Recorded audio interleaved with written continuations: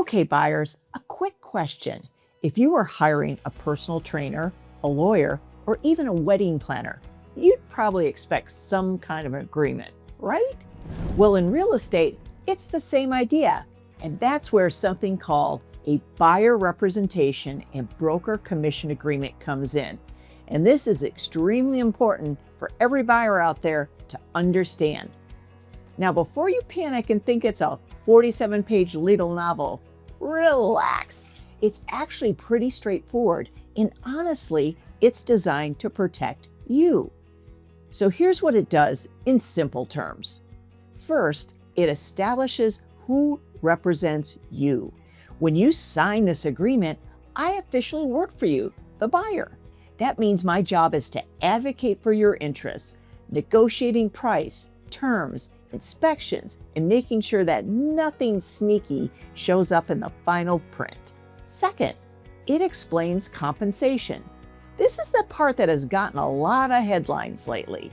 The agreement explains how me, your agent, gets paid.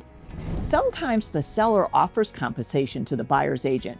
Sometimes it's negotiated as part of the deal. But the agreement simply lays out how that works, so there are no surprises later on. Third, it sets expectations. It clarifies things like how long we'll work together, what areas we're looking in, and the level of service you can expect. Think of it like setting the game plan before we start house hunting.